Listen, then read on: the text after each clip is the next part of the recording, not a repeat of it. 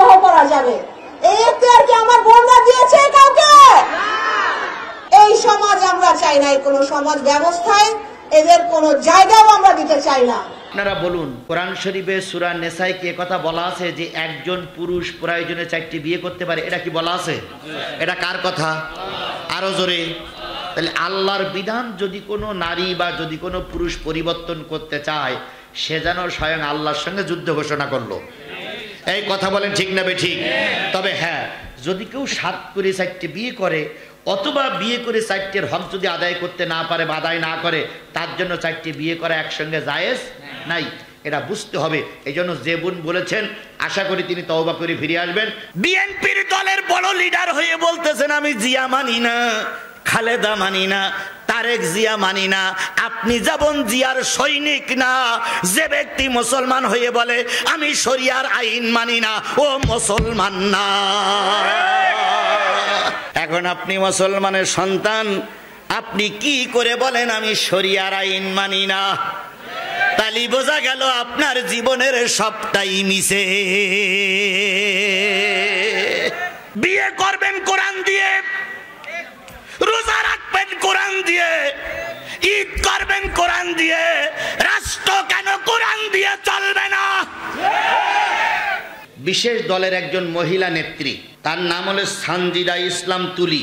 তিনি একজন দলের পদপ্রার্থী, আগামীতে পদপ্রার্থী। তিনি এক জায়গায় জনসভা করতে যেয়ে বলেছেন, একজন মানুষের ক্ষেত্রে 4টি বিবাহ করা যাবে, এই অধিকার কি আমরা বোনেরা কাউকে দিয়েছি? উনি নারীদের কাছে প্রশ্ন করেছেন। নারীরা যারা বোঝে না তারা বলেছে না দেইনি।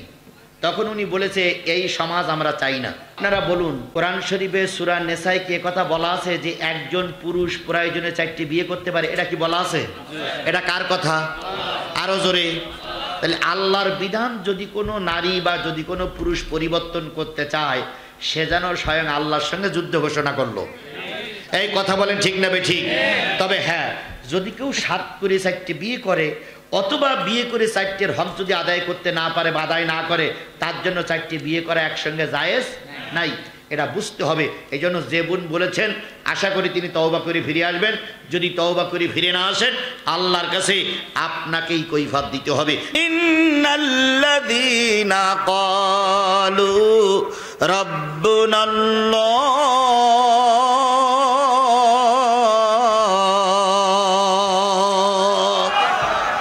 নিশ্চয়ই যারা বলে আমার রব আল্লাহ, কি বলে? তাহলে বলুন তো আপনার আমার রবের নাম কি? আরো জোরে বলেন, আপনার আমার রবের নাম কি? তাহলে আল্লাহ যদি আপনার রব হয়, এটা কি শুধু ধর্মীয় রব হবে, সামাজিক রব হবে, পারিবারিক রব হবে? তাহলে ধর্ম পালন করবেন কোরআন দিয়ে, বিয়ে করবেন কোরআন দিয়ে, রোজা রাখবেন কোরআন দিয়ে, ঈদ করবেন কোরআন দিয়ে, রাষ্ট্র কেন কোরআন দিয়ে চলবে না? কথা নিজেই বুঝেছেন আপনারা? কথা কি বুঝতে সমস্যা আছে? যে আল্লাহর নির্দেশ অনুযায়ী আপনি নামাজ পড়লেন, সেই আল্লাহর নির্দেশ অনুসারে আপনি হজ করলেন, ওই আল্লাহর নির্দেশ অনুসারে যাকাত দিলেন, ওই রাসূলের অনুসরণ করে আপনি মাদ্রাসায় করলেন, তাহলে ওই আল্লাহ এবং ওই রাসূলের নির্দেশনা পালন করে কেন দেশ চলবে না?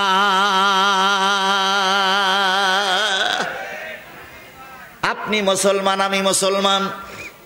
শরিয়াতের সবচেয়ে বড় যেটা আইন বই, তার নাম হলো কোরআন। শরিয়াতের সবচেয়ে বড় বইয়ের নাম কি? কোরআন। আরো জোরে বলেন কি? আপনার বিয়ের সময় আপনার বাপমার বিয়ে কোনো না কোনো মৌলবি পড়াইছে শরিয়াত মেনে। আপনি জন্ম নিলেন, জন্ম নেওয়ার পরে আপনার একটা বাড়তি চামড়া কেটে বাদ দিল, সেটাও শরিয়াত মেনে। এই কথা বোঝেন না? কথা বোঝেন না? আমার কথা বোঝেন নাই? সেটাও শরিয়াত মেনে। কয়েকদিন পরে আপনি বড় হলেন, বিয়ে হলো, ওটাও শরিয়াত মেনে। এখন আপনি মুসলমানের সন্তান, আপনি কি করে বলেন আমি শরিয়ার আইন মানি না? তালি বোঝা গেল আপনার জীবনের সবটাই মিছে।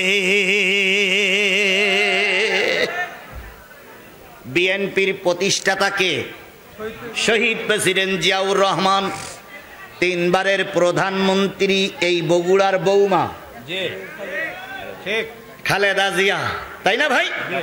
এই বগুড়ার পোলা ছোটবেলায় এই মাটি আর মানুষের সঙ্গে ছোট থেকে বড় হয়েছে। আমাদের প্রিয় ভাই তারেক জিয়া, আপনি সেই তারেক জিয়ার একজন সৈনিক, জিয়ার সৈনিক।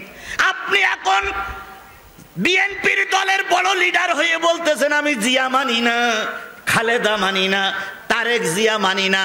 আপনি যেমন জিয়ার সৈনিক না, যে ব্যক্তি মুসলমান হয়ে বলে আমি শরিয়ার আইন মানি না, ও মুসলমান না। কথা ক্লিয়ার? আরে বাবা, 2 2 তো 4 হয়, এটা কেন বোঝেন না? আল্লাহ আমাদের বোঝার তৌফিক দিক।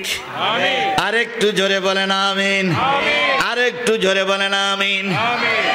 নির্বাচন এসে গেছে, টুপির বাগাত দেখবেন এইবার। ওরে টুপি জোর রে ভাই, জীবনেও টুপি পরতো না, তিনি এখন টুপি পাবেন। পড়ুক, টুপি পরা ভালো কাজ। জীবনে নামাজ পড়তো না, এখন নামাজ ধরিছে, ওটাও ভালো কাজ। আমরা ভালো কাজের দিকে মানুষকে কি করি? ইরিশ শেষে আছে ওমান আহসানু কওলাম মিম্মান দাআ ইলাল্লাহ ওয়া আমিলা সালিহা ওয়া ক্বালা ইন্নানি মিনাল মুসলিমিন। তার কথার চাইতে উত্তম কথা আর কার হতে পারে যে মানুষকে আল্লাহর দিকে আহ্বান করে ডাকে। আমরা মানুষকে আহ্বান করি, আপনারাও ফিরে আসেন, কিন্তু আপনি এখনো ক্ষমতায় যেতে পারেন নাই। তার আগে আপনি বলতেছেন ভাই রে, আমার সঙ্গে ইন্ডিয়া আছে, আমার সঙ্গে আমেরিকা আছে, আমারে তুই সাপোর্ট কর। হুজুরদের সঙ্গে আমেরিকাও নেই, হুজুরদের সঙ্গে আমেরিকাও নেই, ভারতে নেই।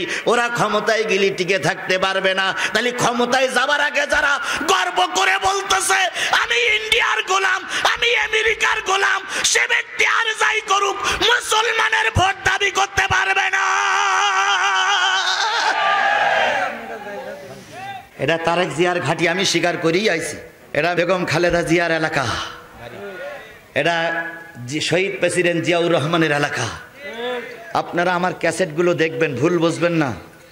শেখ হাসিনার বিরুদ্ধে, আওয়ামী লীগের বিরুদ্ধে যত না গান গেয়েছি, তার আবার অন্যদিকে জিয়াউর রহমানকে হাইলাইট করে অনেক গান আমি আমার জীবনে গেয়েছি। যখন খালেদা জিয়ার বাড়ি ব্যারিকেড দিল, কেউ প্রতিবাদ না করলে আমি সেদিন প্রতিবাদ করেছিলাম যে 3 বারের প্রধানমন্ত্রীর বাড়ি ব্যারিকেড দেওয়া এটা পতনের আর একটা কারণ। সুতরাং আপনারা আমার জিনিসটাকে বুঝবেন, বুঝে শুনে কথা বলবেন। আমি তো বুঝি বিগত 17 বছরে বিএনপি আর জামাত ক্ষতিগ্রস্ত দুটো পার্টি। কথা বলেন, কথা বলেন, কথা বলেন। দুটো ক্ষতিগ্রস্ত পার্টি নয়? রব্বুনাল্লাহ, নিশ্চয়ই যারা বলে আমার রবকে, সুম্মাস্তাকামু, এই কথা শুধু বলে না, এই কথার পরে টিকে থাকে, এই কথার পরে ইস্তেকামাত থাকে, এই কথার পরে মজবুত থাকে, এই কথার থেকে এদিক ওদিক যায় না। আল্লাহ রাব্বুল আলামিন বললেন, যে ব্যক্তি বলে রব আমার আল্লাহ, ওই কথার পরে যারা টিকে থাকে, তাতানাজ্জালু আলাইহিমুল মালাইকা, তাদের জন্য আমি আল্লাহ পাক ফেরেশতা নাজিল করে দেই। তাদের জন্য জান্নাতের সুসংবাদ নিয়ে ফেরেশতা নাজিল হয়।